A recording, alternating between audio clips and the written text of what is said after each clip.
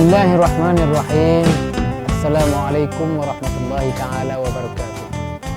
Alhamdulillah, setinggi-tinggi kesyukuran kita panjatkan ke hadrat Allah Subhanahu wa ta'ala. Kerana dengan kasih dan rahmatnya jua, kita dipanjangkan usia untuk sekali lagi merasai sinar Syawal yang penuh bermakna ini. Sesungguhnya Aidilfitri adalah detik kepulangan jiwa kembali kepada fitrah, kembali kepada keinsafan, kembali kepada fitrah asal kejadian manusia. Sepanjang Ramadan yang telah berlalu, kita menahan lapar dan dahaga. Namun yang lebih besar daripada itu ialah perjuangan membersihkan dan memperbaiki diri. Sunyi malam yang hening, doa kita panjatkan kepada Allah Subhanahu wa taala.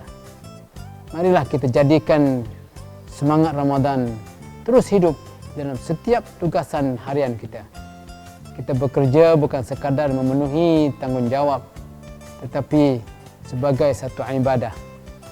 Kita berkhidmat bukan sekadar kerana peraturan, tetapi kerana kesedaran bahawa setiap amanah akan dipersoalkan dan setiap usaha yang ikhlas akan diberi ganjaran.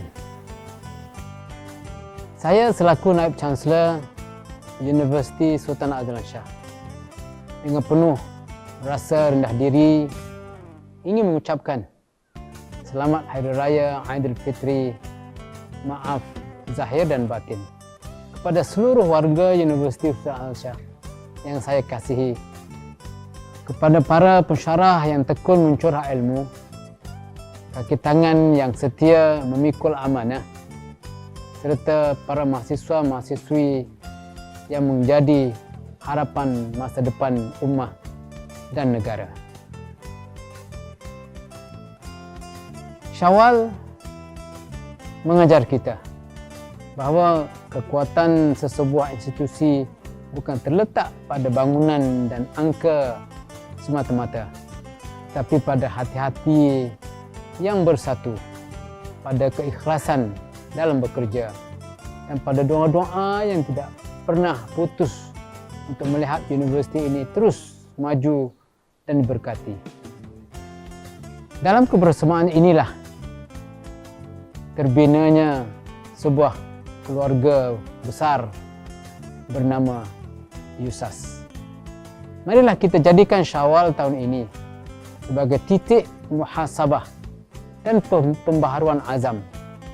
Kita bina semula semangat, kita eratkan saf, dan kita terus melangkah dengan tekad untuk memartabatkan Universiti Sultan Azlan Shah sebagai institusi ilmu yang bukan sahaja cemerlang pada pencapaian, tetapi juga luhur pada nilai dan akhlaknya.